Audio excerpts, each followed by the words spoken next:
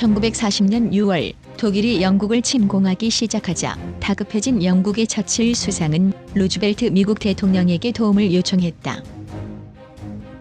처칠 수상이 보낸 서한에는 영국마저 독일에 패한다면 미국은 나치에 통일된 유럽과 맞서 싸워야 될 것이라는 내용과 함께 무기를 지원해 줄 것을 호소했다. 그러나 세계대공황을 이겨내기 위해 고립주의 정책을 펼치던 미국은 여전히 전쟁에 참전하고 있는 어떠한 국가도 지원하지 않겠다는 입장이었다. 유럽에서 처음 전쟁이 발발했을 때에도 미국 국민들의 반응은 중립을 유지하자는 것이었다. 그나마 전쟁 국가와의 교역을 금지화했던 중립법이 개정되면서 영국을 비롯한 연합국에 무기를 수출하며 수익을 거두고 있었다. 이때 무기를 구매하기 위해서는 대금을 현금으로 지불해야만 했고 운송까지 구매자가 직접 책임져야 하는 원칙을 내세웠다. 결국 처칠의 요청에도 불구하고 여전히 고립주의 정책을 선언한 루즈벨트는 1940년 11월 세 번째 대통령 연임에 성공했다. 루즈벨트가 대선 승리를 만끽하고 있는 사이 영국은 또 다른 위기에 직면해 있었다. 독일과의 전쟁으로 피폐해진 영국은 자금난에 직면하게 됐고 더 이상 미국으로부터 전쟁 물자를 구입할 여력이 없었던 것이다.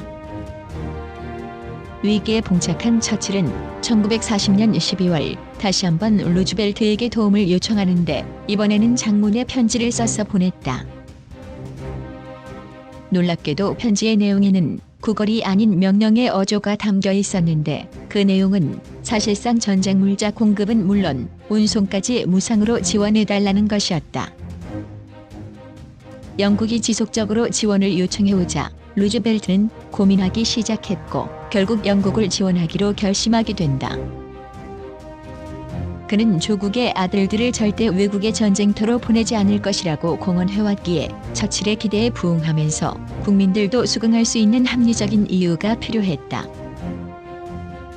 특히 고립정책을 지지하는 공화당이 의회를 점령하고 있었는데 처칠이 보내온 단 한 장의 편지만으로는 이들을 설득시킬 수 없었다. 그리고 1940년 12월 17일 루즈벨트는 라디오 연설을 통해 다음과 같이 연설하여 의회와 국민들을 설득시켰다. 옆집에 불이 났는데 그 불을 끄지 않으면 우리 집으로 불이 옮겨 붙을 수 있습니다. 그때 옆집 사람들이 우리가 가지고 있는 소방 호스를 빌려달라고 할 때 여러분들은 빌려주지 않겠습니까? 옆집 사람들이 불을 끄는 것은 우리 집을 구하는 일이기도 합니다. 어려움에 처한 그들에게 소방호스 비용을 지불하라고 요구할 수도 없습니다. 그러나 그들은 불을 끄고 난 후 다시 소방호스를 돌려줄 것입니다.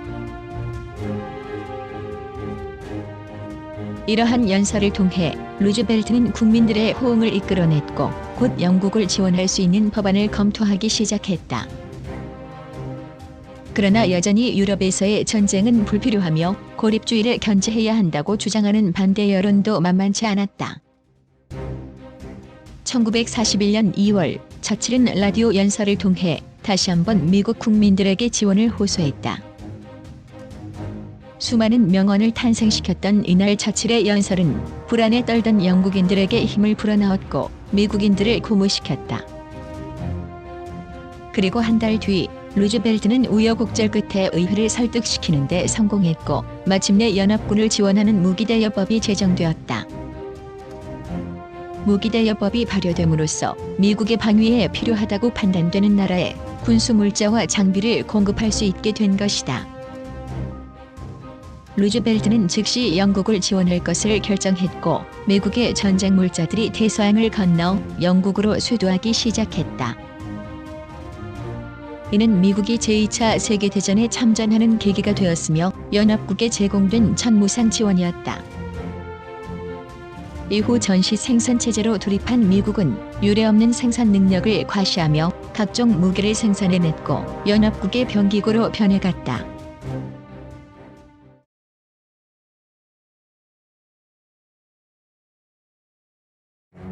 프랑스의 항복으로 독일이 서유럽을 지배하게 되자 소련의 스탈린은 독일의 소련 침공을 대비하기 시작했다. 물론 여전히 양국 간 불가침 조약이 유효했기 때문에 겉으로는 아무런 갈등도 없는 듯 보였지만 스탈린은 주변국을 병합해 독일군이 모스크바에 이르는 거리를 연장시키기로 결심한다. 소련의 방위선을 전진시키기 위한 첫 번째 조치는 과거 상호 원조 조약을 맺었던 발트 3국의 병합이었다. 그리하여 1940년 8월 1일 소련은 리투아니아, 라트비아, 에스토니아를 차례로 위협해 일주일 만에 자국 영토로 편입시켰다. 그리고 독일의 침공 위협을 받고 있는 유고슬라비아와의 관계를 개선했고 독일의 석유를 공급하는 루마니아를 압박해 자신들의 세력권으로 끌어들이려는 시도를 보였다. 소련의 움직임이 심상치 않자 독일은 8월 말 루마니아의 보호국을 자처하며 군사적 점령을 해버린다. 게다가 9월에는 핀란드 정부로부터 통과권을 얻어내 소련이 더 이상 핀란드에 압력을 가하지 못하도록 견제했다. 이처럼 소련과 독일의 갈등이 서서히 수면으로 드러나는 상황 속에서 군국주의를 내세우는 독일과 이탈리아, 일본 3개국이 삼국 동맹을 체결했다. 이들은 각자의 지배권을 인정하면서 제3국으로부터 공격을 받았을 때 적극적으로 원조할 것을 약속했다. 소련과의 전쟁을 생각하고 있던 히틀러는 내심 일본이 소련의 뒤를 쳐주기를 바랐던 것이다.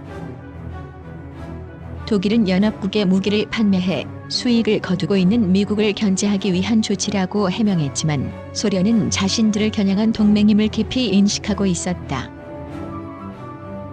사실 히틀러는 동맹을 체결하기 2달 전부터 이미 소련 침공을 준비할 것을 독일 군부에 명령해둔 상황이었다. 이러한 속셈을 가진 채 소련과 독일 양국은 베를린에서 외무장관 회담을 개최하기로 합의하였다.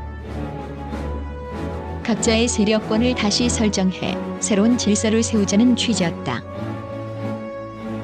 이 자리에서 소련은 핀란드의 병합과 루마니아에서의 독일군 철수, 그리고 불가리아와 터키의 협에서 소련의 이익을 보호해달라고 요구했다. 자신들의 세력권 밖에 있는 핀란드와 루마니아, 불가리아까지 쟁취하려는 욕심을 보인 것이다. 소련이 터무니없는 요구를 해오자 독일은 더 이상 양국 관계가 진전될 수 없음을 깨닫게 된다. 그리고 1940년 12월 5일 히틀러는 소련 침공 계획인 바르바로사 작전을 승인하게 되고 이듬해 5월까지 모든 준비를 갖추라고 지시하였다. 한편 소련은 독일과의 전쟁에 앞서 동부 지역의 국경을 안정시켜야만 했다. 당시 중국 만주 지역을 지배하고 있었던 일본은 이후 동남아시아 지역을 식민지로 삼으려는 야욕을 품고 있었다. 즉 소련과 일본은 서로의 중립이 썩 나쁘지 않은 장사였던 셈이다. 그리하여 1941년 4월 13일 체결된 소련과 일본의 중립조약은 서로의 영토를 보전하고 양국 간 상호 불가침을 약속했다. 이로써 소련은 만주국과 중국 북부 지역 등을 일본의 세력권임을 인정하는 대신 독일과의 전쟁에 전력을 다할 수 있게 됐다. 그 사이 독일은 발칸 지역을 침공해 자신의 세력권으로 편입시킴으로써 소련을 압박할 계획이었다. 소련에 비해 상대적으로 국토가 작은 독일이 다양한 진격로를 확보하기 위해서였다. 히틀러는 발칸반도 국가들에게 강원 양면책을 구사했고 헝가리와 루마니아, 불가리아는 자발적 또는 반강제적으로 추축국의 일원으로 합류했다. 이때 합류한 헝가리와 루마니아는 자국군을 동원해 훗날 소련 침공전을 주도적으로 앞장서게 된다. 그런데 유고슬라비아와 그리스가 반기를 들고 나서자 히틀러는 망설임 없이 무력을 동원했다.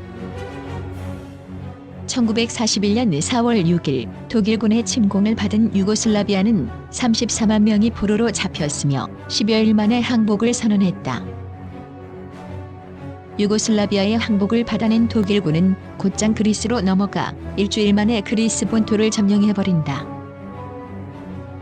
이로써 발칸반도를 완전히 장악하게 된 독일은 마침내 소련을 침공하는 바르바로사 작전을 눈앞에 두게 된다.